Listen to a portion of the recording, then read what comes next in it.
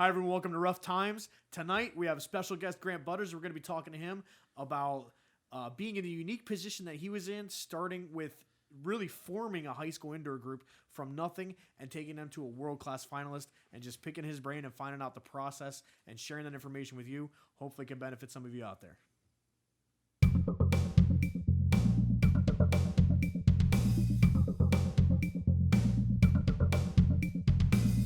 All right, welcome to Ruff Times. We're here with our special guest, Vincent Emery.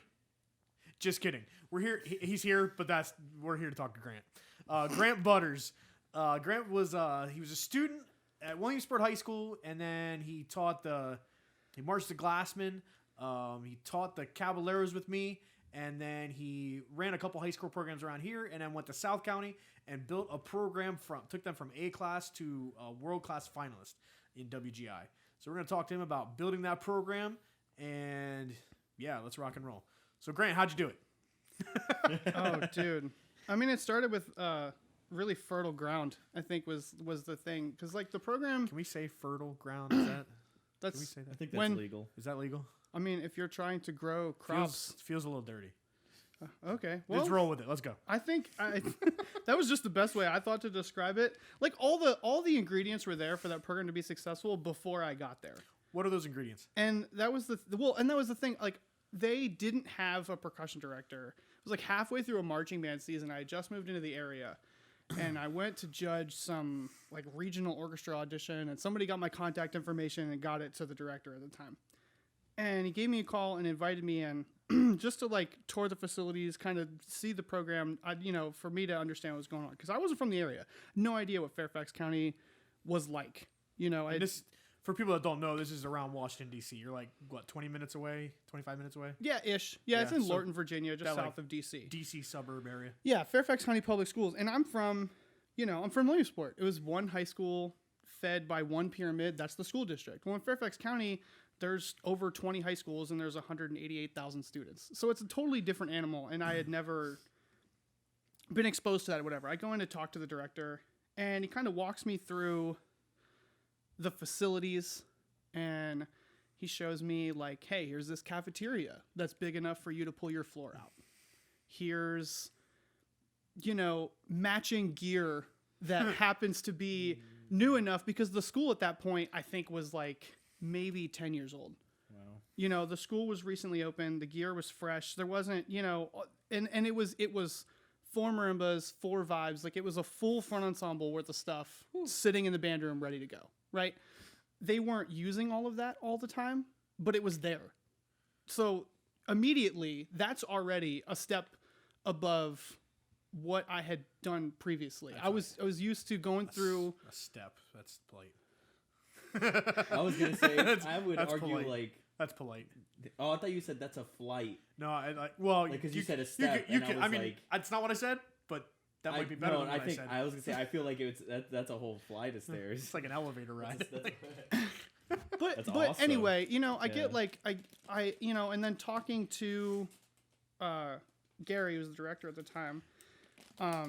We talked about just marching band, and that was my main goal, was just to like get through the end of this marching band season, right? They didn't have any drum staff. The kids were kind of teaching themselves. They were super young, but they were all really motivated, and they were hungry. Like, the program had success. They definitely had like strong players had come out of the program. But they had a huge graduating class, and the drum staff all left. The indoor program had died the year before that, so no one had really done indoor. And then he gave me the green light to start the indoor program back up. So this isn't, you just didn't take over an A-class line. You started an A-class line. Right. And I think that the first year, I think that was part of why things were able to progress the way that they did, was because I didn't have to do something the way somebody else did it because that's the way it was done. Do you know what I mean? I kind of had license to come in and do what I thought was right. Now, granted, I was not right the first time or the second time, and there was a lot of growth that had to happen throughout that whole thing. And I think that's the main point of like how we got from point A to point B, was the way that there was like a growth mindset kind of embedded in every single aspect of the program, from top to bottom. I was super young. I was trying to get staff that were going to be there for a long time. which means that they're super young, right? It means that they're not someone who's been doing it forever. All those people are already teaching other places. There's a lot of good programs in the area too. And, you know, there were a lot of staff that had left South County to go teach other places. You know, Chantilly was a really solid program there. Freedom, solid program. Thomas Jefferson. Like there's great programs that go to Dayton and have success. And South County was a group when they were in A class, they would go to Dayton, almost made semifinals once in A class, I think.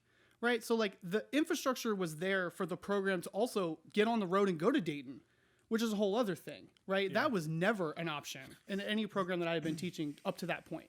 Dayton in this area, I don't think Dayton is in the cards for most groups. Like in high school, when we were doing indoor, Dayton was not an option. We barely got through an AIA season. I'm excited when we get drumheads. So right. Yeah. So I, you know, after that talk with the director or whatever, I'm like, cool, I'm in. I'm excited. Let's do this, whatever. We get through that marching band season, and I don't think that wasn't a whole lot of maybe competitive success right away, but that really wasn't what we were after. And I think everyone in the program knew that wasn't the case, right? We knew that first indoor season, like you were saying, we kind of started over. I had 3 vets, all of which maybe had done indoor, but they were either freshmen or sophomores, and then they had a year off because the program didn't exist the year before I got there, right? So there's 3 vets that don't really have any kind of opinion on how things are supposed to go. You know, I think all the kids were just really hungry and wanted to work really hard and wanted to get really good. Yeah. And they had immediate trust in me. And I'm not really, to this day, I'm not sure why. I think I exude confidence, and I think that I can come into a room and kind of take over and run things, and I'm confident in my ability to do that.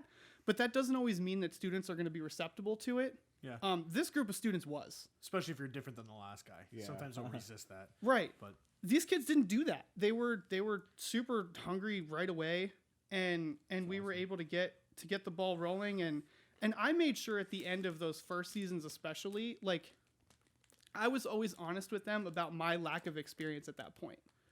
I told them at the end of like our first probably 3, maybe 4 seasons, I was like, guys, thank you for putting your trust in me. Mm-hmm. Like, because I wanted them to understand that they were growing, but I also had to grow with them. Like, I had never, you know, I was talking to them the first year, you know, like, guys, we're going to try to do something that you've never done, and I've never done either. I've never had a group compete in WGI.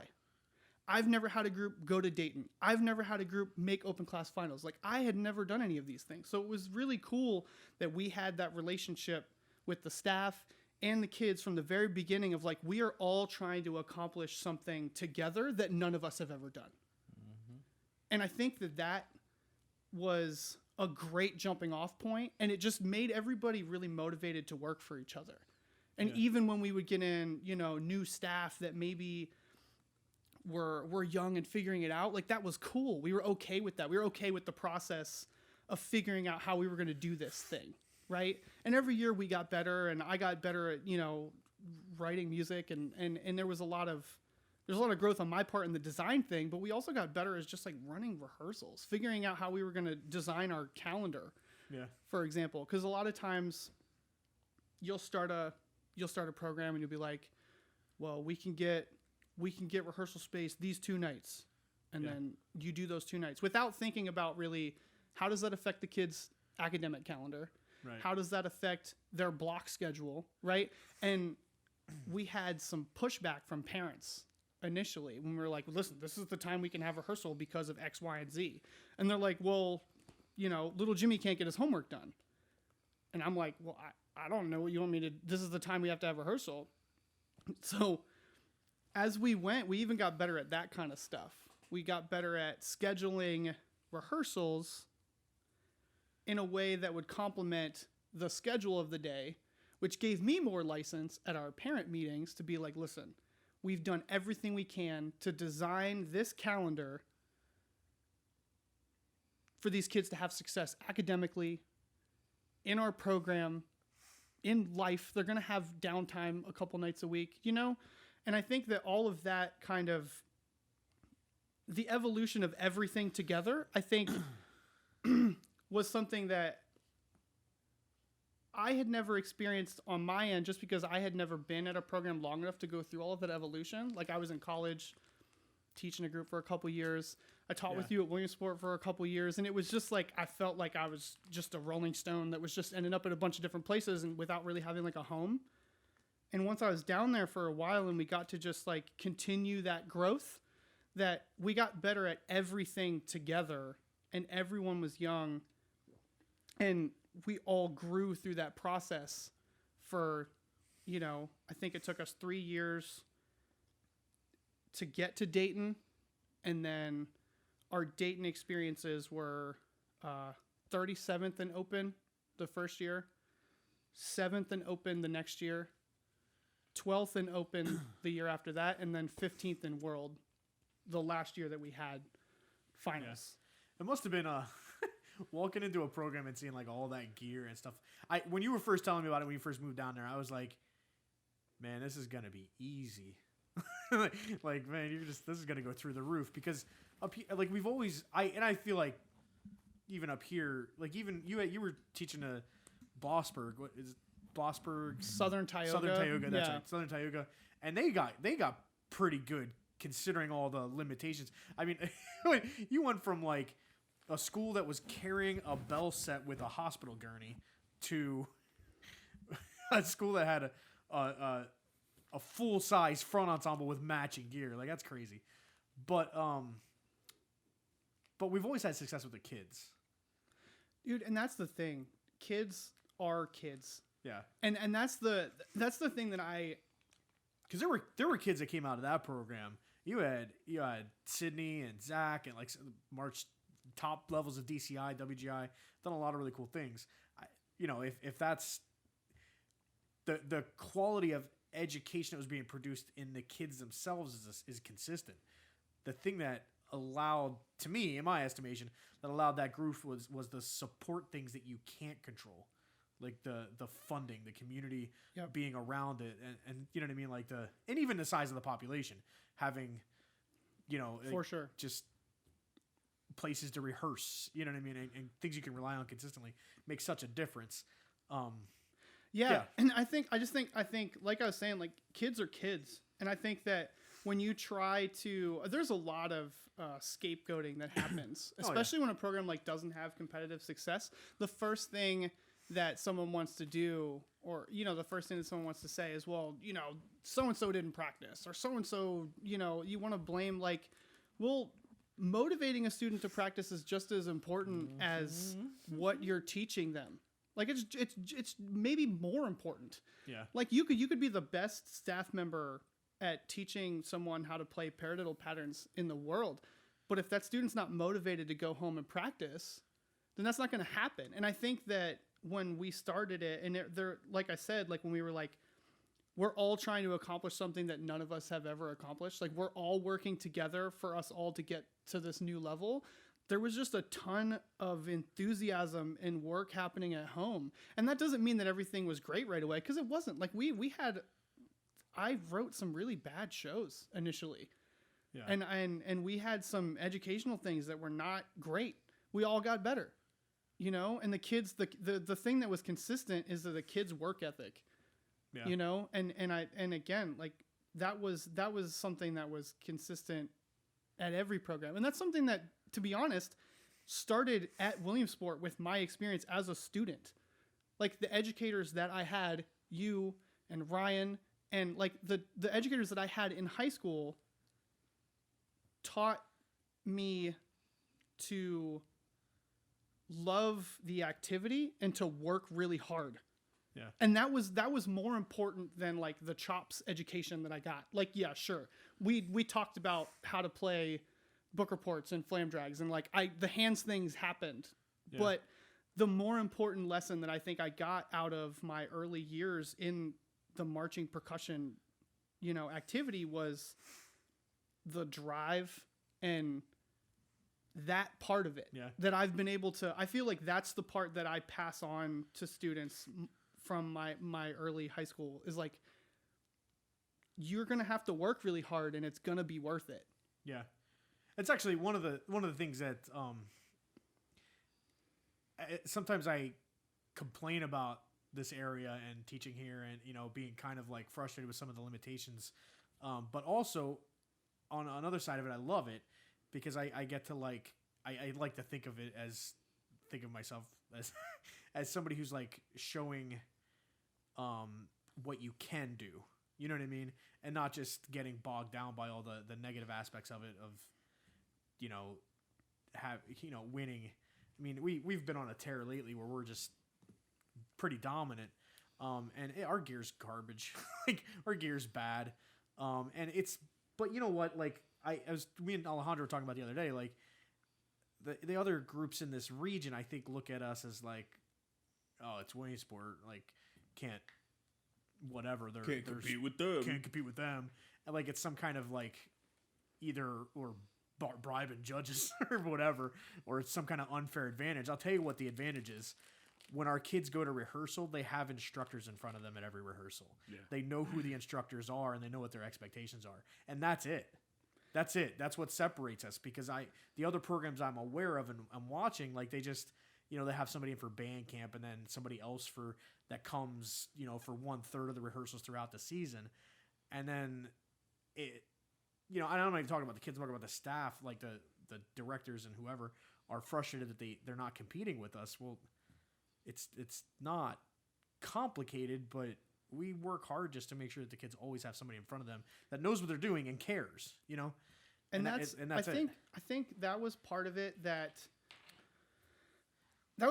we didn't have figured out initially too, because there are other strong groups in the area, and there's not, the pool of staff in Northern Virginia isn't as deep as one might think. Yeah. I think it's pretty deep. It's a lot of the same people teaching multiple groups. Saying, as he was saying it, I was like, yeah, it's deep. Like, yeah, but it's a lot of the same people teaching multiple groups. Alejandro's just here to troll. No.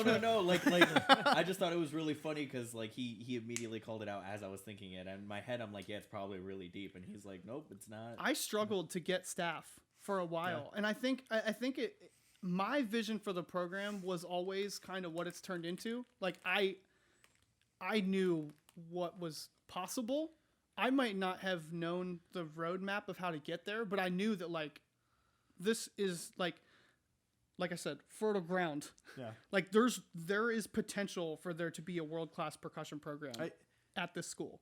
And speaking of staff, I do think the one person, and it's kind of interesting to be able to like watch you do this from a distance, because it's like the fishbowl thing. I could just kind of like observe, and you talk to me about things, but it wouldn't be like on the daily. I wasn't in the grind, I wasn't in the trenches, so it's kind of interesting to watch. But I noticed that like when South County really took off, in my estimation, maybe I'm completely wrong about this, you and Chad figured out how to work together really well. Because I went down there early on when Chad was new, and just like watching him rehearse the front ensemble, just kind of observing. And then like talking to you about it, I was like really good information. The intensity is very different, not right or wrong, just very different than how you do things. And I was like, that it was a concern for me in that, like, are you guys going to be able to work together? Not like right or wrong, you know what I mean? But I remember talking to you about that, and then I also remember like they figured it out. This is dangerous. Like they're going to go through the roof now. Yeah. So Chad came in, and like you said, we were very different. Yeah. And I think initially I wanted the rehearsals to be run like I was running them. Like I felt like this is how we get things done. Well, and seriously, like I've worked with a lot of people who it's hard to trust people that are doing things differently, because I've worked with a lot of people, and like, it's just like I know what I do works. It's rare. And that's the thing, right? I know what I do works. Yeah. And you don't know, like, I don't know that what you do works. Right. I was waiting for you to say it.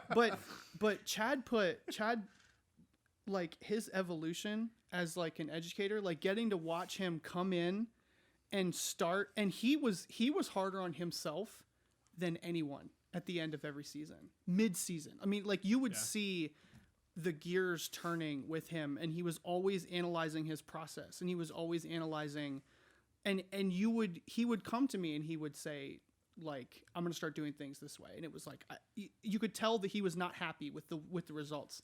And I think what happened was, when you said, like, we figured it out, I saw the amount of analysis that was happening on his part, and I was like, I don't need to be in the way of this at all. Yeah. He's going to figure out everything he needs to figure out. And I was there as like a sounding board, and we would talk, and we're super close friends. He moved out of the area, and that sucks, and we miss him. But I did not micromanage him, and he figured it out, and I didn't need to be there. And I think that the front ensemble and the battery, they do run differently. Yeah. And that's okay. They're different things. They're different animals. They're different kinds of intensity. There's different kinds of performance. You don't have to have the snare tech type that I am in every single section. And the thing that was cool was that Chad developed his own clientele almost. There was the front started to have its own identity, and that was cool. I do want to be clear though, for anybody listening, we're not talking about the battery was hardcore and the pit was having, Candyland games going on. There was serious intensity with the front ensemble. It was just a different vibe. No, so I can give you an example. If I'm running the snare sectional, if I happen to be the one that's cleaning the snares that night, I'm gonna rep beat by beat with the ensemble, and I'm going to play on their drums, and I'm going to give them individual feedback. We're going to work our way through it. We'll find different ways to check it or break it down or whatever, and that's my process, and we're going to rep it, and we're going to make things right. Chad's process might be that most of the ensemble is sitting on the floor because he is working with each individual to hear them play a measure or 2 or 3 bars. Yeah. And that kind of individual accountability, the kids who are sitting on the floor, first off, are hacking things out. They're looking at their music. They're being responsible with their time. And they also know he's coming for me next, right? Yeah. They know they have to be able to succeed when he gets to them. That I was thinking. They're starting to sweat as he gets further. He's getting closer. Yeah. You guys are actually recording, are you? Yes, we are. Hey, man. Hop in. All right. I mean, can we stay another hour? I can stay. Okay. We're chilling. Dude, it's past bedtime. I'm a free man. Oh, we're just jumping in. Oh. All right. It's all good. Gotcha. But that process, I wouldn't do with the snares. I wouldn't say hey, go pat it out. I'm going to do a one-on-one lesson with these kids. And that initially really scared me because I'm these kids aren't getting all these reps. But then you realize if they're getting a one-on-one lesson for 5 minutes, they don't need it. That bar is going to be good when they all stand up and play it together. And it was a very different process. But in the front ensemble, when they don't have to go and learn drill, he has the time to do that. Yeah. And I think that was the thing that I needed to realize. I needed to give him space to use his time the way that he needed to use his time because their schedule is different. The amount of time they have in the day to work on fundamentals, which is another thing that I was I would get to the point I was Chad, we got to play show beats. What's going on? And it was no. We need to be able to play the skill in order to play the show beats. Yep. Yeah. And then he'd put the show together. They'd get to show music for maybe the last half hour of a block or something, and they'd come to ensemble throwing down. I'd be whatever. It works. And I stopped getting in his way. And like I said, I was just there as a sounding board, and they got ridiculous. Yeah. I think a lot of instructors running programs struggle with it's kind of like the tortoise and the hare. But if you approach it like that, eventually their paths do meet. But you have to trust enough and be patient enough with the process to allow that to happen. The other problem though is sometimes they're not getting it done. And there has to be you know what I mean? You have to kind of know is this just the process, or do we actually have an issue here where they're not keeping up?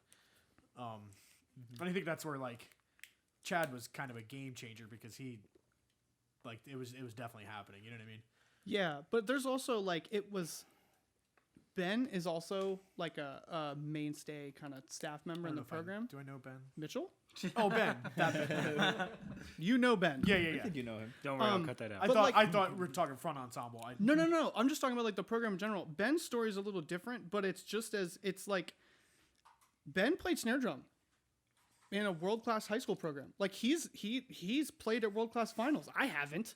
Yeah. You know what I mean? And he played snare drum. I'm a snare drummer too. So like there was like Ben immediately like took ownership of something where there was a need. Ben decided he was going to get good at playing cymbals. So Ben didn't play cymbals before that. No. That's crazy. Wow. That is crazy. Awesome. Right. I never realized that. I thought he had a background in that. kind of like look. I don't know if he played cymbals in high school. I don't know his exact high school story, but I know that he was playing snare drum at the end and he has medals from WGI. Well, Ben is, if I need a cymbal line to be good, first call. Like Right. And he didn't play cymbals, right? So then he got interested in cymbals and he started teaching our cymbal line. And then he's like, I'm gonna go march DCA. So he goes and marches Reading, learns as much as he can, right? And then he comes back and the program grows. The cymbal line, again, it started to have its own identity. Yeah. So the second like I got to step back and kind of let these staff members develop and start teaching their sections, they all develop their own identity and there's ownership there. And I have kids who come in, like I have a kid right now who's in the bass line that I know she's probably going to want to play cymbals in indoor. We don't have cymbals in marching band, so she's going to play bass drum. She's a good bass drummer. I would love to have her play bass drum. But the cymbal line is this thing that she's really excited to be part of, and I'm not going to make her play bass drum if she doesn't want to. So it's also cool to kind of have different, that's a whole other thing is like, there's other programs. There's a lot of programs, I think, that you're going to play snare drum when you're a junior or senior. Maybe you can step up and graduate by playing snare drum. You're how old? Well, now you can play flam drags. Yeah, or you have the kid, like I was listening, I had a conversation with somebody who's like, they're getting ready to do their auditions or whatever. And it was like, well, we need to let these 8th graders know that when they come in and audition, they're auditioning for bass drum. Well, it's like, well, why? What if a senior plays bass drum? What if they're a really good bass drummer? Yeah. With the least rhythmic experience. Yeah. That blows my mind because there's this concept that somehow density of notes equals maturity. Maturity. Yeah. They're not correlated. No. Right. The funny thing about that too is those same people are the ones that get those boxed arrangements of these weird syncopated bass drum garbage that's really super hard to teach, really super hard to memorize, and to understand the feel of that syncopation as an 8th grader. I mean, I'm not sure I could put that together. The Will Rap crap. Yeah. Can I say that? I don't even know what you mean. I don't know what you that can means say either. it. Yeah. You ever buy the little box arrangements you get in marching band, right? Yeah. I know what you're talking about. I just don't know who will rap. Those are the same schools you're describing. The pep band stuff. Exactly. Yeah. That are auditioning kids as cymbal players. Well, but the best parts of those things are always the bass drum. The bass drum splits, like the bass drum parts are easy because they're repetitive, but like if you look at what bass 2 has to play, it's extremely hard not just to play, but impossible to memorize. Yeah. And then you have so much space. And then you have the tenor rounds that were obviously written by somebody who didn't understand the logistics of playing that instrument. Yeah. It's one of my favorite gigs is when we get hired to fix those parts. Yeah. It's like the easiest $150 ever. I don't even get paid to do it, and I do it. I think that's part. You're doing it wrong, man. I think that's a huge part of like, if someone's trying to get the quality of the program, to trend in the right direction, well, then that means the whole program has to be trending in the right direction. That means you shouldn't always be putting your best players on snare drum. Like, having a better snare line doesn't mean that the program has progressed. Having a really good vibraphone section is important. Having a really good bass line is important. Having a really good synth player is important. Having all of those things are super important. And that's what separates the ensembles, I think. When you look at like A versus open, there are great snare lines everywhere. Yeah. But as you get from A to open, from open to world, everything needs to be good. Yeah. They are now looking for, the person who plays Glock, for it to be the most artistic, perfectly placed, appropriate touch notes on that instrument that they've Everyone heard. can play notes. It's a matter of it's understanding stylistic appropriateness is that's the difference between an open and a world. In my opinion, of an open and a world differentiator is like, do you understand music or do you understand notes and space? Yeah. Well, and the other thing I was going to mention too is like the ensembles that talking about Ben and the cymbal line is most groups and ensembles you go to, like this kid's not very good, but they want to do it, so we'll put him in the cymbal line, and like that culture of like, I don't want to play cymbals. Well, that's because the staff treat it that way. But if it's just as important to be a good cymbal player as it is to be a good snare drummer, that changes the dynamic of the whole ensemble, and then everything's better. And and as far as judging, like if you're, when I'm judging an ensemble, and it's like, man, it's really, and this isn't on the sheets, but you're looking at an ensemble and you're like, these two are really tight. How do I separate them? It's not necessarily looking at the best section. It's looking at the worst part of the section and how they compare. Like The depth. Depth of the ensemble. Yeah. And that's sometimes that's the Achilles heel of some groups, and they don't even, and then they go back to rehearsal and they're like, we gotta play the flam drags cleaner. And Well, and I think that's never- I think never the that's a issue. bigger problem for some reason over here in the Northeast. yeah. I don't know. I don't know. I can't explain it. And I guess I'm a product of it. Like, I wanted to play snare drum. I played snare drum as a freshman. I came in and was like, I want to play snare drum. I was the thing that I'm kind of calling out right now. But I think that's It's the appeal. We were talking about it earlier. It's the appeal. That's why there's all this stock in snare drum. Yeah. I mean, It's the appeal. The other thing, the tenors have this built-in disadvantage of being really difficult to carry. I mean, that's you gotta factor that it's not just a cool factor. It's that's the one circumstance where I could say there is some kind of physical differentiator. It is a fact though that people who play tenors are the most successful in Is that a life. fact? Definitely the best looking. Mark. Yeah. You And- tricked and me most into of- playing quads Can you once. pull up some metrics on that? We do. What's the fact checker on Joe Rogan? What's his name? Oh, young Jamie. Yeah, young we Jamie. need young Can Jamie. You look need that to Yeah. Yeah. fact check that. Mark played tenors, and that is definitely not true. up? Young Jamie. You Is that can't all we argue. need? That's all we need. Yeah, the arthritis Tylenol I have to take now for my spine pain. You're bald. To play drums. My first season in drum corps, Mark was like, dude, can you just come play quads? It's like, I play snare drums. Like, dude, just come play quads. It's like, all right, I guess I'm gonna play quads this summer. I seen your paradiddles. It'll be right, man. Wild. That's all you need. I wasn't supposed to play quads in that drum line. Yeah. Well, None of us were supposed to play quads in that drum line. everyone was supposed to play snare drum. Ryan was almost in that drum line. Just playing snare drum. Do 1 weekend or 2 weekends? I think it was one. It was just one. Just one. Yeah, but I probably consider myself as savvy with that battery as probably the peripheries of your snare line. Yeah. It was a learning experience. Well, that's not to say it didn't. I'm sure it was challenging, but it was a good product. I mean, in the end, from the outside looking in, it didn't look like as much of a challenge as you guys sort of described. So, there's one for the win column. Yeah. Because on the inside, We put some lipstick on that pig. on the inside, it was a challenge.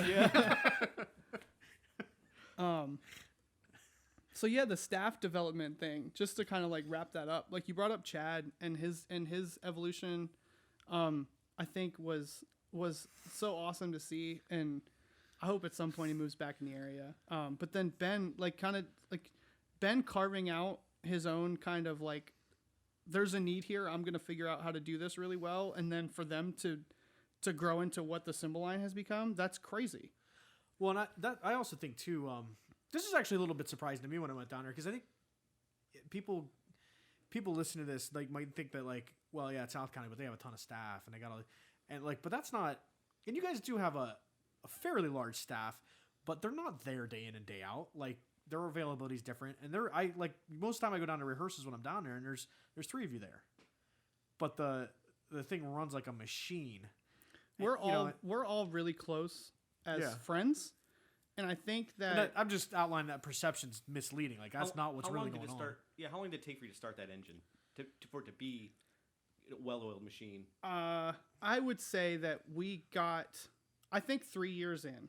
I think once we were at 3 years in, not to say that there wasn't a lot of growth from the staff after those 3 years, but I think at 3 years we started to really understand where our weaknesses were and how to address them. And I think that, you know, the development from the last 3 years, you know, once we started to be that group that was going out to Dayton every year, I think, you know, kind of fine tuning and getting those things to the next level, I think was easier. But the staff function really well because we are legitimately friends. And I think that part of it, like you can't like force that. Like that can't be the thing that determines whether somebody is on staff or not. You want to have qualified staff in front of your kids, but I think it's important that you are doing, if you're going to invest that much time into something, and that means staff, students, like parents, if you're going to be investing that much time into something, it better be with people you enjoy being around. You know, it's way easier when it's like that. I have really close relationships with like the parents. I have kids who graduated 3 years ago, and I'm still going to dinner at their house. That's awesome. And those are the parents who were going to Dayton with us. They were in the trenches with us too. Is that like every once in a while, or you eat dinner at their house every night? Every once in a while. But the staff, like when you're coming down, there's like 3 of us there, or it's a revolving door. We don't always know what's going on, or we always know what's going on. We're not all there at the same time, Yeah. right? It's because there's a group chat we are telling each other everything all the time. Like when I found out that we were having a child, they knew probably about the same time as my family. They are my family, right? Like those kinds of things, we're talking constantly. So when they come into rehearsal, whether they were there or not, even if I'm not there at night, like I know what's happening at rehearsal. We are all very keyed in to what happened. You know, there's no one coming into a rehearsal being like, "Hey, did you guys work on this thing?" You know, there's no one. The train is running, and we all know what's happening, So you even when trust we're not there. when you're not there that whoever is there has the same best interest that you do, as if you were the same person, giving the directives. I have also been fortunate to, at this point, I have staffs at. I actually teach at 2 high schools. There's Westfield High School is a school up by the Dulles Airport that I also write for, and I teach there too. And both of these programs now are run by people that I've taught. So that means if I'm not there, I know that they know what I would be doing if I was there. Mm-hmm. You know, and I have complete faith, and especially now that I am a father, I am not at every single rehearsal, and I have to be able to do that. And that's part of I have to find that balance to be able to do my real life at the level that I want to be able to do it. So having a staff that allows me to do that now is super important. So like Charlie is an alum who just graduated. He can run the battery by himself if he needs to. Yeah. You know? Jefferson and Merrill are teaching at Westfield. They're both alum. They both I trust them to do exactly what needs to be done. And you give them enough room too to explore and even fail a little bit if they need to, right? To figure things out on their own, find new approaches. To find their approach, right? Yeah. Yeah, because going in and teaching, like I think the kids make fun of whenever Mark comes to a rehearsal, the kids make fun of us because it's like the same person. Yeah, right. I can teach like Mark.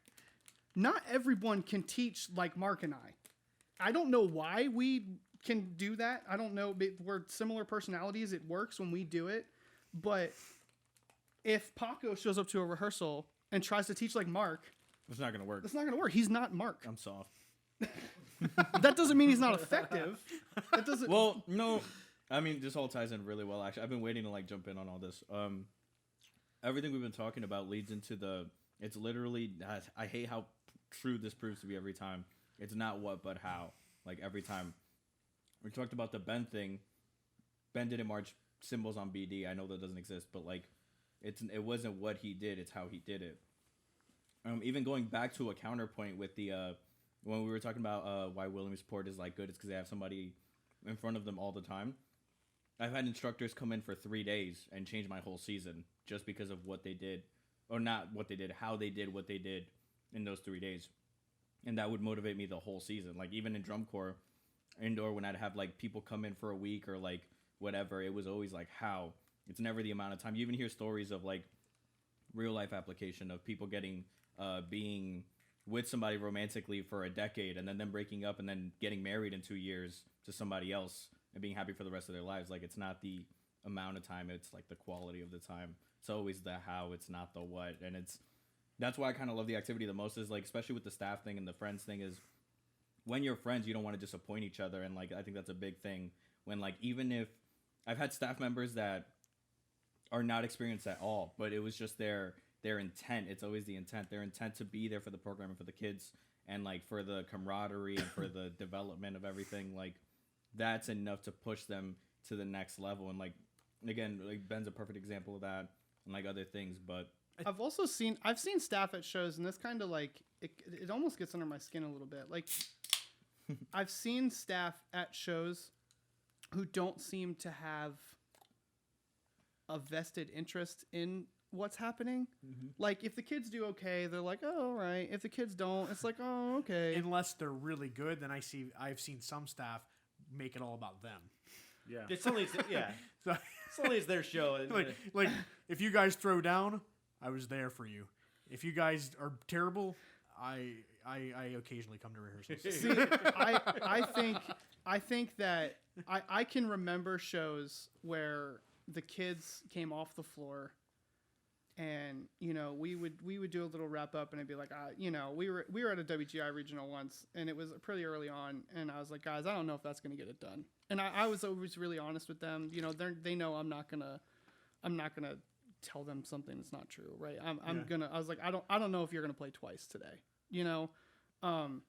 We ended up getting third, but I didn't. You're almost angry, like, that's not what's supposed to. But we didn't. He lied to us. It wasn't a good run for us. It wasn't a good run for where we thought that we should have been, and we were coming into that regional. It was the Unionville regional, and that's a long drive for us from Lorton to come all the way up here and compete against these groups on the East Coast. And the A class is strong up here. That was when we were still in A. And I was like, guys, I don't know. And I remember, like, we as a staff were all really upset at ourselves, right? We're not like, man, the kids didn't perform today. We were like, what did we not do to set them up? But I also bet they self-evaluate too. I mean, that's sort of a measure of success from my perspective, is if they could self-evaluate and say, yeah, this wasn't box 5. So you can say all the inspiring words you want. They know that, right? And they appreciate it, but they're thinking the same things. And if you've done your job well, they have your voice in their head anyway. You could see that. You could see it on the kids' faces too. Like, they knew the run wasn't good, but that even more, like, as the staff, we're all like, they want it. They're here doing everything we're asking them to do, and if they're not successful, that means I didn't do my job. Yeah. You know, and I think all of the staff, we've all always had that mindset, and especially moving, you know, we also promoted ourselves without WGI telling us both times. We were in A class, and I thought, man, we're playing a lot. You know, I don't know. It's our first year in Dayton. It looked like they were going to bump a bunch of groups, and I remember sending, I think it was Mark Thurston. I think I sent him an email. I was like, hey, can you take a look at this video and just tell me what you think? I don't want to formally go under review or whatever. You don't have to force us. Like, if you tell me you think that we're playing open class content, I'll put us in open class. Like, that's fine. And I said, but I want to do it before the regional. I want to go to our WGI regional in whatever class we're going to go into Dayton, because it was going to be our first year in Dayton. Waste time. Yeah. You know? And you mean you weren't trying to win that A-class trophy? Like, that wasn't your top priority? Well, I'm headed there. let me finish the story. So, I think I had written too many notes for the group. The clarity wasn't really there, but we were playing a lot. So I was like, all right, we're going to be an open class. And I remember announcing that to the kids and making sure that I framed that in a way where the kids saw that as a victory before we performed a single performance in open class. Like, they needed to know that, like, your time has paid off because you are now going to compete at this next level. At that point, we had won nothing, ever. We didn't even win our state A class. We had not won a single thing. But I was like, you guys have matured as performers to the point where we all believe that you're ready to go to open class. The kids were excited about it. We went to Dayton. We got 37th. We looked at that year as a learning opportunity. The kids were so pumped to come back in the next year because they're like, we know what it is now, right? Yeah. And then that next year we were 7th. Because the kids understood what the end goal was, and then we end up getting 12th the year after that in open class, and we're going into the next year, and I start talking to the staff. I'm like, guys, I think we should go to World. And I got a lot of weird reactions. I mean, there's fear there because that's different than going from A to open. That's like the top of the mountain, But I started to see, like we were talking about the depth, I started to see the depth of the ensemble get to a point where I was like, I think we can go to World. And I remember announcing that to the kids. And it was the same kind of excitement of like, we're doing this. We're going to take the next step. All the work that you guys have done has paid off. You're ready for the next level. And the kids have always had the trust in me. And I guess I've been lucky enough that my luck hasn't run out. I haven't been wrong yet. But they have always risen to that occasion. And we always put that kind of pressure on ourselves to get. I think the craziest thing about that call, because I remember talking to you about it when you were considering it, and I was like, your snares are all graduating. Like, you're gonna go in there with a new snare line. Like, that was the scariest thing for me in evaluating. Like, not that the ensemble wasn't ready, but the things we talk about the snare line too. I mean, there's people look at it that way, judges look at it that way, and to go in with to bump up to World with a new snare line, that was crazy. That was scary. There's another piece that I think isn't being said here that I think is a fatal flaw of WGI system in a certain way. You may have performers that are at the level of Chino Hills, but are you supported as well from do you have the pockets of Chino Hills? No. So I look at the top, the upper echelon of those folks, Avon, Chino Hills, Ayala. Yeah. And it's a 3-ring circus, which is cool. It's a spectacle. Well, but it would be nice. Some of the award for conceptual, realizing the conceptual, ideas that you have realized.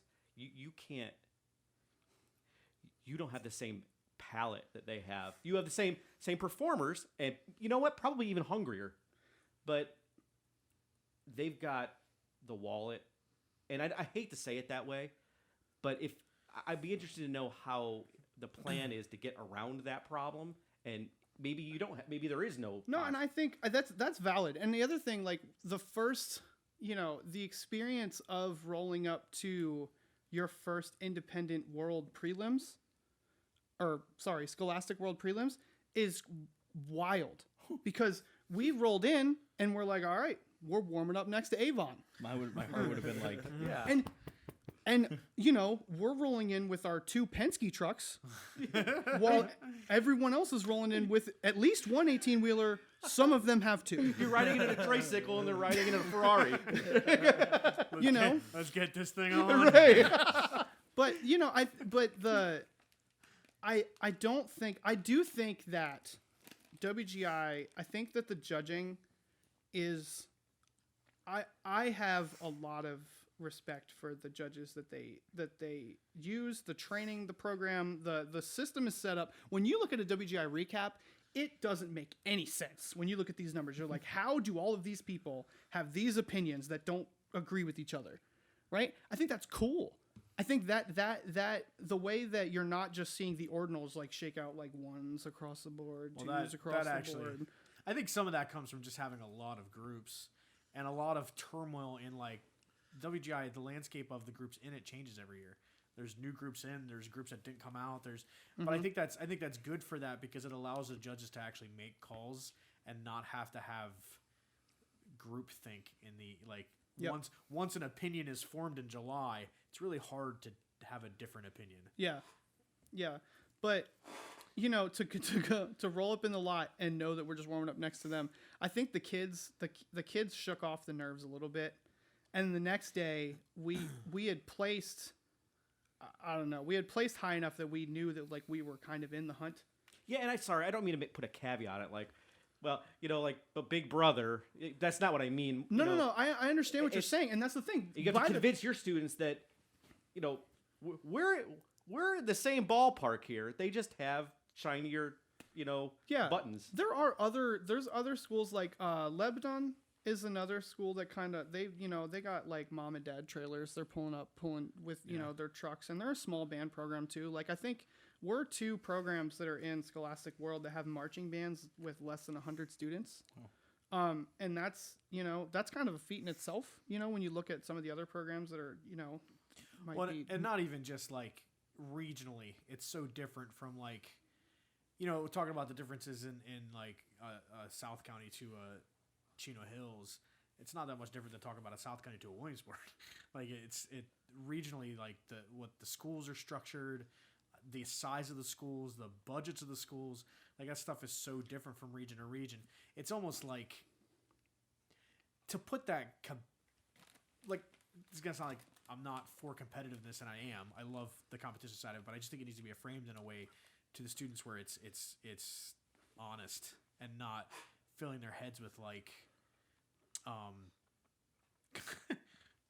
ridiculous ideas. You have to be honest with what's out there and the different situations that people are in, and then just you're competing with yourself. You're competing with last week. You're competing with the last rep, not trying to. Well, it's awesome to be in the parking lot next to Avon, but that's not your focus. Your focus is South County, right? And we always. I mean, like I said, we have never really we've never gone to Dayton and won anything there. Yeah. 7th, 12th, 15th. I tell you what, every single year we came out of Dayton, the kids were pumped. They were proud of everything that they did. The seasons were always looked at as a success. They're wildly successful seasons. I guess it would be nice to see.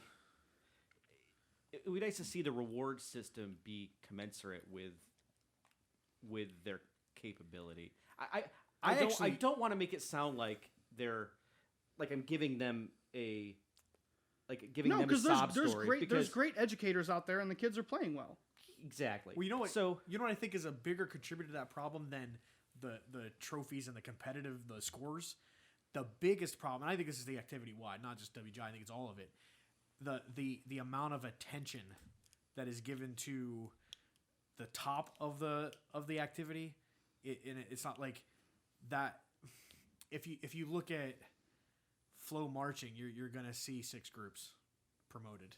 If you look at like all these media outlets that promote, you're gonna see the top 6 groups promoted, and that's all you're gonna see. And there's crazy success stories happening way down the list that get no promotion. Nobody talks about it, and they're not. So we frame the activity like it's all about these 6 groups and not about it used to be like the cover of the DVDs, but I'm old. They don't even do that anymore. But you see South County, they're scrappy. This is we have we have to pay attention, and to your point, I don't think that spotlight is available. I think it should be. And I think you have gotten attention, but because you got onto the same stage. Yeah, and I don't want to take anything away from any of those groups that are like in the top 5. Those kids are no, definitely not. I'm trying to be hesitant saying that too, because I don't mean that they're not. No, and I get that. I'm trying to think of what that would look like or how it would be different. Because I do, that the Unionville regional where we had that prelims run. I was like, guys, I don't know if we're playing twice. when the scores came out, and I was like, third. Like, what? And whatever. Okay, cool. The kids were pumped. Put another run on the floor. We got coverage. Like there was like we were on WGI social media that day. Yeah. And I remember the parents being excited about it. I think we went to Dayton, and I think WGI does the best job of it when we look at the pageantry, all the circuits. I think WGI does do a good job of promoting the little guy. And I don't know how not that I'm not trying to say that we're like we're obviously No, like, but you know what I do admire is that you're responsible about it. That's from experience. I'll tell you, I have tried it. We're all in this year. You know what? Yeah, you might claw up a couple spots, but you just folded up an organization because you went beyond their means. So it's better to have a year next year than. Yeah, and the financial side of it, I can talk to that a little bit. And I'm sorry, I keep referring back to the financial side. No. I've kind of dodged the question, so I can lay out like the financial thing a little bit. Our kids, generally, I think we're paying a little shy of like $800 are the dues for indoor. We go to Dayton, but we stay at a YMCA. The kids have they like group sleep on a gym floor, kind of like tour. We found ways to cut costs. We don't take buses. We rent vehicles and get everybody out that way. And I've tried to do that so that I never wanted finances to be a reason that a student couldn't do it. And I understand that I'm in a more affluent area than Williamsport. There's more. I was actually gonna say like just $800. We don't have a program. Yeah. I wouldn't have been able to do it. I yeah. wouldn't have been able to do it in high school, and I totally understand that. We'd have 3 kids. We have booster scholarships. The boosters will do scholarships for some kids if it's needed. There's that kind of stuff, but there's also not a whole lot going into. Ironically, we're called the millionaires. Well, you have experience. You're an alumnus of Williamsport, right? I'm very familiar. So you're aware then that years ago, the last time we put an ensemble out there, it was like, you know what?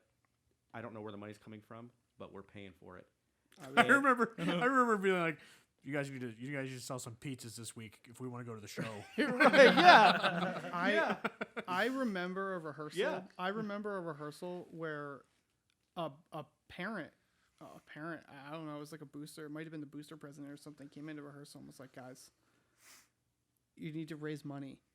And that was like our first. You guys did a good job of like shielding us from it up to that point because we were all kind of like, well, what's happening? What do you mean we need to raise money? We have a show. What do you like? We have to go. And I don't think the members realize too that even the parents, admittedly, we should have said something about this, but the parents did some shady things to get some of that stuff to the point where it actually was detrimental to the rest of the program too.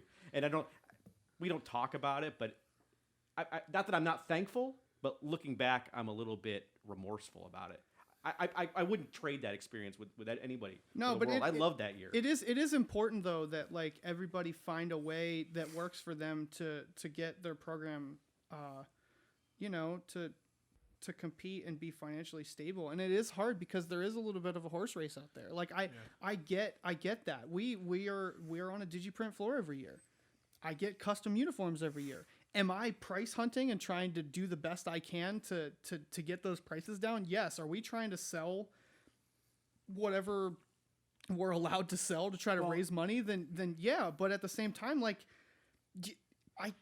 Hey, here's actually on that note though. Before I forget about it, I want to tag on to that. Like one thing I think a lot of people could do is sort of what you and I had going on with Lake Lehman, where I think a lot of people that work with smaller groups or groups that don't have a lot of money from areas like Central PA or whatever could benefit a lot by like not having such an ego about the show concept and the genius of the design and making smart financial decisions that can set the group apart and allow them to look professional. Because like a lot of times what we would do is Grant, at the end of the season, you would sell your stuff to us for half the price of what you paid for it in a budget that we could actually plan and manage.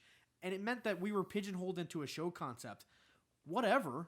The only thing I care about is, are these kids going to get good education? Are they going to play well? They're going to learn things. And you know what? We get to have a nice floor, and we get to have nice uniforms. We get to look professional when we go out there. That's way more important to me than having like my ego attached to controlling the design. You guys got uniforms, props, and a floor that were ready to go to Dayton. And coordinated. Yeah. And we got to pay for our floor the next year. Yep. Yeah. I don't know why more groups don't do that. I see so many groups that are, and you know, we took Lake Lehman, which is a group that hadn't beaten another drumline in a single competition in 4 years straight, and we medaled like out the gate. Yeah. And the second year we medaled in another class, and like, it's not, you know, kids are kids. When you put the things in their hands that they need to, and you know, taking the design, the design to me seriously wasn't that important, other than it needed to be good. But you took on the design front, you did not use that floor, those props, and those uniforms the same way that I did. I remember watching that show and being like, oh, that's how they're gonna. The music was totally different. You didn't even use the same source material. No. It was a very different show, used with this like it. If you were to put those musical palettes, like if you took out all of the visual aspect of it, had somebody just listen to those shows, no one would know that they were performed with the exact same gear. Right. Yeah. So But you but did it what fit was both. right, It fit both. and you did what was right with those kids. Yes, but that's also like musically we couldn't do what you guys were doing. Yeah, There's no way we could. We wrote that entire show with royalty-free music. We didn't pay Because we didn't have. cent. We spent all our money on your uniforms and. But we didn't have the electronics. Like we had one synth, limited capability, old. You know what I mean? Like Yeah. it was just making the decisions that were best for that group. But we were able to like springboard because we made the decision to like, you know what, we're just gonna take this used stuff from Grant's program and it's gonna make us. We're gonna be able to live beyond our means without spending beyond. our means. That's such an awesome, perfect resource for perhaps open groups. The thing that I'm trying to wrap my head around is at the world level, and I keep coming back to this. It's not that you wouldn't want to ever tell your kids like, guys, this is a special year, and you would never ever say this. Even say this is irresponsible, but you know. We're gonna max out in the 7th position because there's such a production deficit that we have. Again, I'm saying this from my mind, not that I would actually say this to people. Yeah, but I don't know if it actually exists the way that it's being described though, because like the first year that we made finals in Dayton, we didn't have any props.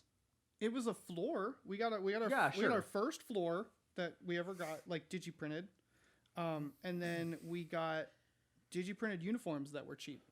They didn't have like different layers or anything. There was no and all we put all our eggs in the hands basket that year because I knew that the kids were going to play extremely well. So, and I remember I still listen to Joe Allison's tape from finals sometimes because he's usually an animated judge and he gives good feedback or whatever. We had a phrase towards the end of the show where the battery just stood with their feet apart and just played a bunch of notes. Yeah. And he goes, man, you guys are all about the hands, aren't you? And he goes, I can't think of a better compliment you could get. right? And then he says, and it makes perfect sense. No, but I can't think of a better compliment. At that same moment in the show, I listened to the visual effect guy, and he's like, "There's no body complimenting this moment." And I was like, "That don't care, doesn't matter because it's not about it's about the hands. Like that's what was said."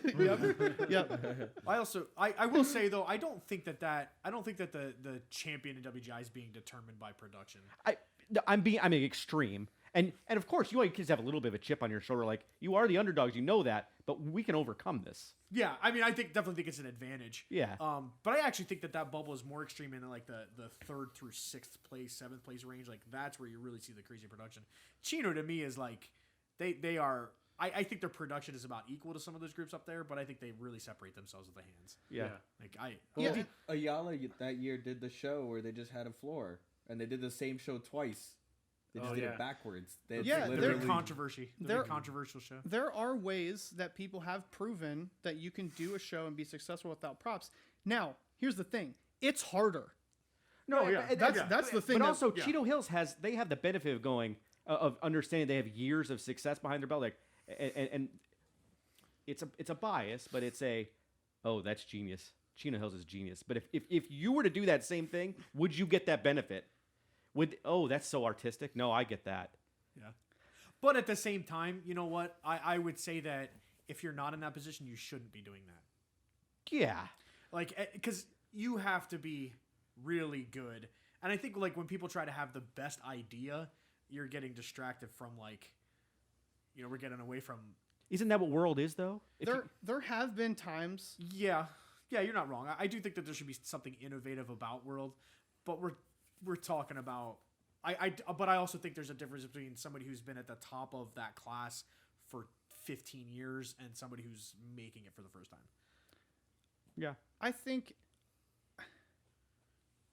I also don't think that there is, there has been a talk for a while that like the top of World is almost its own thing. Cosmic. And that doesn't mean that like nobody can get there. It just means that it's hard. And I don't want to take that out of it. You know what I mean? Like if I keep grinding this out with South County, we end up at that level at some point. Like, hell yeah, it was hard and we did it.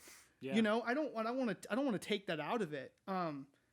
So and I don't want me to sound defeatist by any means. No, I understand what you're saying. Yeah. I understand what you're saying, and I do think that there is, you can do a show with less of a budget and with less props and all those kinds of things, but it's going to be harder. Yeah. And are there times when, we have an idea that we think is artistic and going to work and it doesn't? Yeah. Have there been times when I've had an idea or I've staged a moment or something that I'm really confident in, and I hear some judges early on, tell me reasons that it's not going to work, and I'm like, no, this is going to Dayton. That's also happened. But, I mean, there's no better example of this than in DCI. There are things the Blue Devils have done where I've just been like, I don't know what I just saw there, but it's completely just rewards like that is genius, and I'm like, am I in the same universe? I don't get it. Yeah. And that's what I struggle with is BD gets credit for stuff that's just, as an example, that's just absurd because they are given the affordance of being able to be the Blue Devils and come up with. Well, and I've gotten some heat in arguments with people for what I'm about to say, but I don't. Let's do this. Here it comes. I don't think doing something because it hasn't been done before makes it world class. Yeah. I don't think that like coming up with some idea that like, well, this has never been done before, so this is now a world class idea. Like maybe it's never been done before because it's stupid. I don't think that's controversial. We don't play piano with our feet for a reason. Speak for yourself. But there are people who look at the world class and they say that it is the place where everything must be innovative and we must see all the new things all the time. Yeah. And I don't know that I don't completely agree with that. Do I want to see new things? Do I want to see the activity progress? Yes, I do. Yep. But that doesn't mean that we just do things because somebody hasn't done them before. I think At what point do you think we've exhausted all the ideas? Like when does the singularity happen? I think the art form's fluid enough that Sorry, Zach. No, you're good. I think the art form is fluid enough that never happens. Yeah. I think there's a quote from a famous book series: "Progress for progress's sake must be stopped at all cost."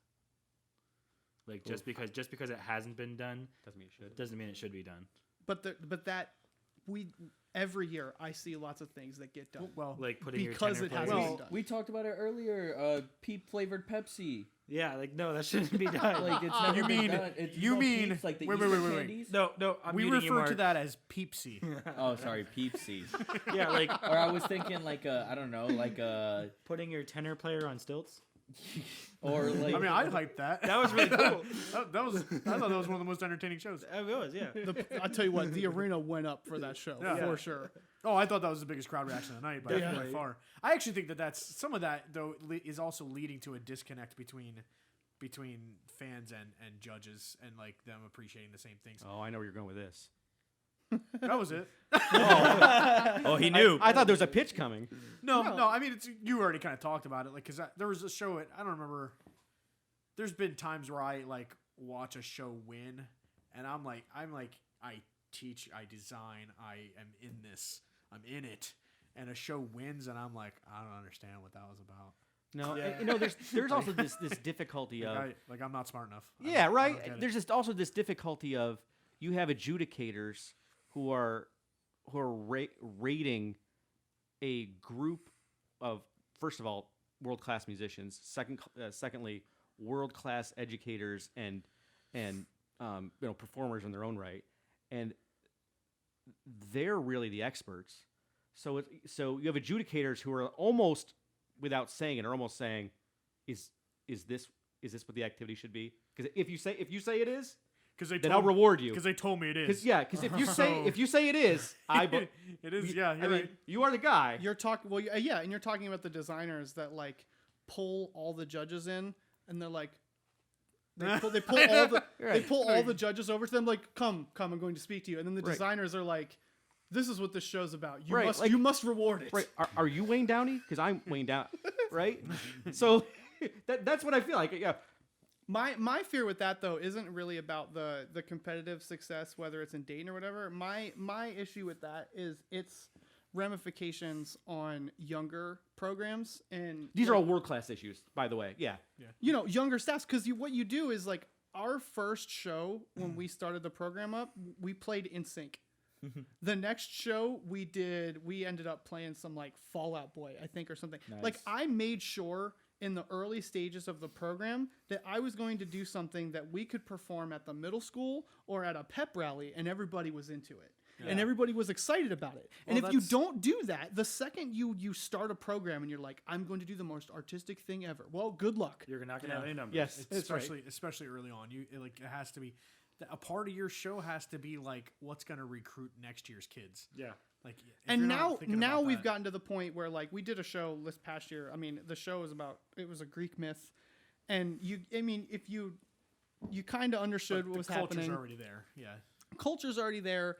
And the amount of performance energy that comes off the floor with the group now kind of does that, and I think we can go into, God, if there was no COVID and we could go over to the middle school and play, we'd get that gym.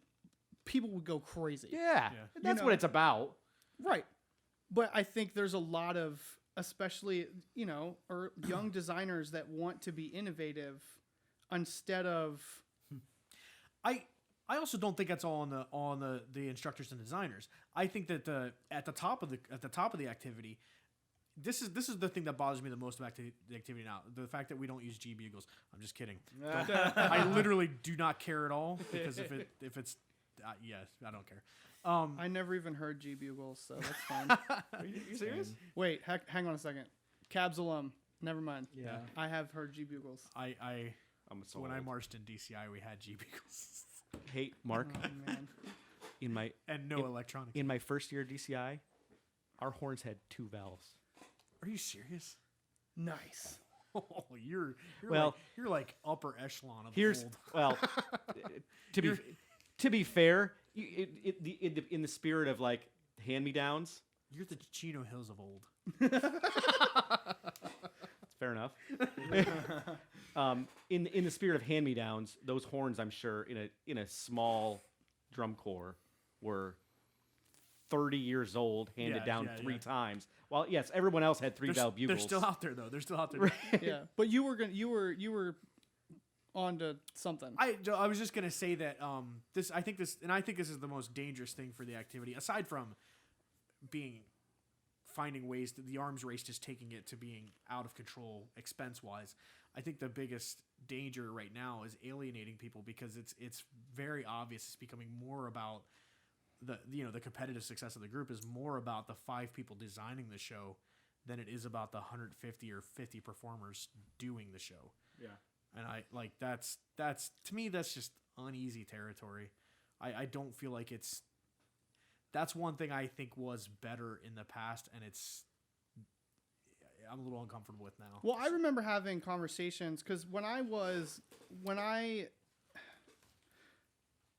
I reached out to a bunch of world-class designers and directors before we made that jump. You know, I was having the conversations with you. I was talking with our staff. I was also talking to I called up Matt Hahn. I called up Derek Shannon. I called up Rob Ferguson. I called up a bunch of people to see what their take on it was. And then, I started to realize that the world-class designers are designing for everybody. Most of the finalists have shows that were designed by the same 10 people. Yeah. And that that kind of, it spooked me for a second because I was like, I'm not one of those 10 people. But that it was just something that Don't made you think that's a problem for diversity of thought? it was something that we took a lot of pride in when everything was Oh, over. absolutely. I would. We Of course were, you would. We were one of the real newcomers. We didn't just tag on to somebody else's success Yeah. and buy their product and decide that we were going to clean it. We designed our own thing and paved our own way, and it was something that was super exciting. But at the same time, I don't have a problem with somebody buying a show so that they can make sure that their kids have a good product in their hands. I don't have a problem with that. No, right. But how do you make sure that that's possible while also not just creating this structure where you buy a program for success and then you're not really the diversity of thought thing? Yeah. I don't know how both of those things coexist without kind of what we have now. We're we have the same few designers who are designing for a lot of groups, but at the same time, you can't fault them because they're putting good good products in their kids' hands. You can't fault them for that. Right. No, I just don't know. I don't know how you even begin to address it. As long as it's not a case of, people not being able to break in because they're blocked from getting in. You know what I mean?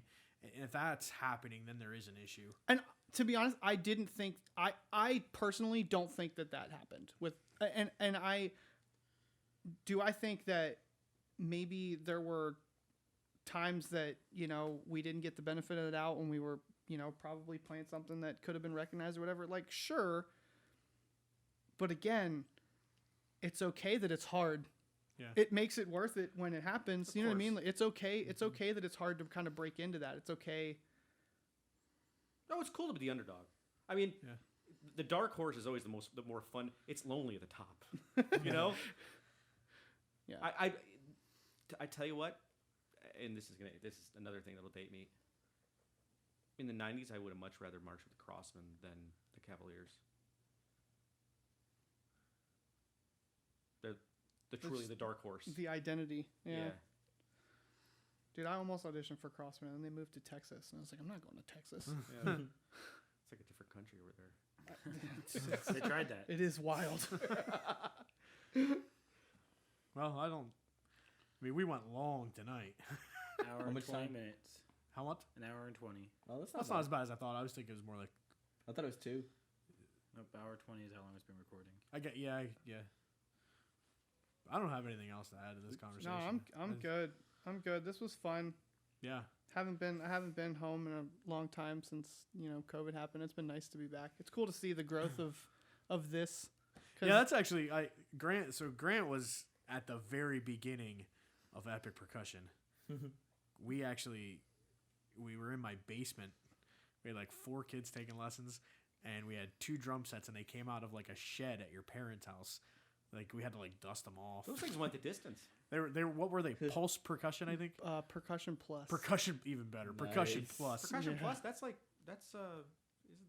DW. That's Gretsch. That's never mind. I was gonna say that sounds like Amazon. I'm trying to Prime. figure out. I'm pretty sure they put different badges on them for a reason. They don't want to be associated. We had There actually is a lead manufacturer that makes those that's doing one of these things. I mean, here we are. Yeah, right. No, but it's been cool to kind of follow you guys having to, pave the way for something like this to exist in this area, because there isn't, we talked about the indoor program when I was in high school kind of not existing after I graduated because the infrastructure just wasn't there for it. The infrastructure's still not there for it. And that doesn't mean that somebody's doing something wrong. It just means that every program can't fund things the same, and that's fine. Yeah. But there are some there are some moments that people have to accept if you want to build something like that, where you're going to wake up some mornings and feel sick because You mean like mornings where you write a $12,000 check to buy a set of drums for a group that has never done what they're about to do? Yes, exactly that. days like that. Yes. Sounds like a And- perfect. Yeah. Yeah. I'm still feeling a little sick. Yo, sign up for the summer drum Yeah, program. that sounds like a perfect. quote sign up for that. everyone. Please sign up for the summer drum program. You'll have really nice new Pearl drums. Played on by MCM They were but for 10 days. for 10 days. They use them for 10 Saturdays. So they're 10 days old. I wanted Wow. those drums so bad. I'm so mad at you. I wanted It's going to those be drums awesome. so It's going to be bad. awesome. They're gonna be sick. Super excited. All right, is that it? Yeah. Thanks for coming, Grant. All right, well, that wraps it up. Thanks for sticking with us today. Thanks to Grant Butters for coming out and talking to us about building up his high school program at South County. And please like, share, subscribe, tell your friends, tell your enemies. It's about drums, but anybody who will take any viewer we can get. So send them our way. Appreciate